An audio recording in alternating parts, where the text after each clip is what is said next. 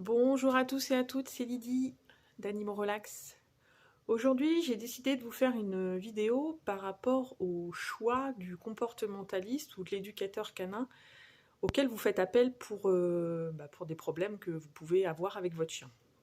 Donc des problèmes d'éducation ou des problèmes de comportement. Alors en fait, pourquoi je fais cette vidéo? Parce que ce qui me choque, moi souvent, c'est que la première question que les personnes me posent quand ils m'appellent, c'est le coût.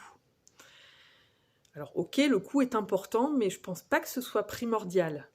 Alors bien entendu, il y a certaines personnes, quand elles m'appellent, savent ma méthode de travail, connaissent ma méthode de travail, puisqu'elles viennent par rapport à quelqu'un qui m'a conseillé ou parce qu'elles ont étudié mon site internet.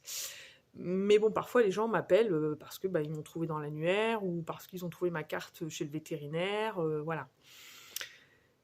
Donc, ce que je veux dire, c'est que pour moi, la question primordiale, quand même, quand on fait appel à un professionnel du monde canin, en l'occurrence, c'est le sujet de la vidéo, c'est de savoir comment la personne travaille,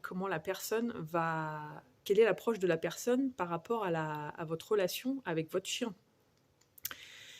Parce qu'il y a quand même encore des éducateurs, des comportementalistes qui travaillent en méthode, ce qu'on appelle la méthode traditionnelle, c'est-à-dire que, pour faire bref, hein, c'est soit votre chien écoute, soit il va s'en prendre une, quoi.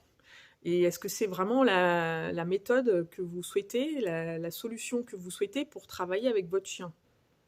Alors, si c'est la méthode que vous souhaitez, ok, mais si c'est pas la méthode que vous souhaitez, ça reste quand même un problème parce que vous risquez de détériorer la relation que vous pouvez avoir avec votre chien et peut-être même accentuer ces problèmes d'éducation et de comportement.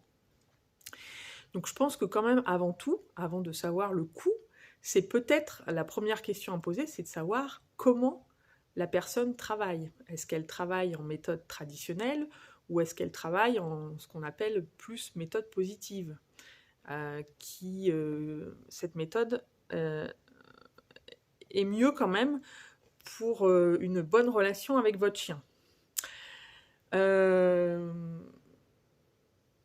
Et il faut aussi, peut-être, parce que je suis en train de penser à une conversation que j'ai eue avec une personne hier, qui me disait qu'elle allait chez un dresseur qui avait pignon sur rue et qui était très connu et qui avait beaucoup de monde. Ok.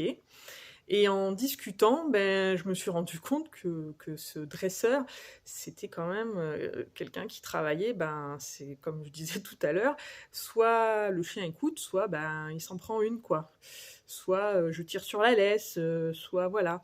Et cette personne me disait que son chien avait peur du dresseur, ce qui m'étonne pas, hein, quelque part.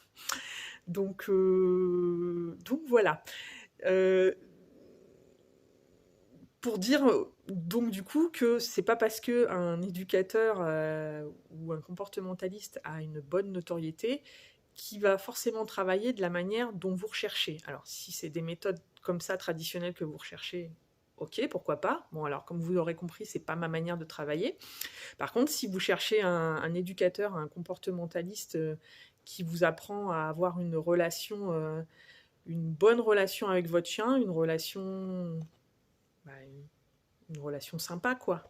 Que votre chien il vous écoute parce qu'il veut vous faire plaisir, parce qu'il a confiance en vous, et pas parce qu'il a peur de s'en prendre une. Voilà. Donc j'espère que la prochaine fois que vous appellerez un éducateur ou un comportementaliste, que vous m'appellerez, enfin, si vous avez vu ma vidéo, vous connaissez mes méthodes du coup maintenant, mais la prochaine fois que vous appellerez un éducateur ou un comportementaliste, la première question à lui poser, c'est peut-être comment vous travaillez. Le coût, ok, c'est important, mais c'est peut-être plutôt en second quand même, non? Vous ne croyez pas?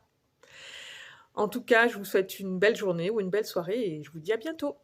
Bye bye!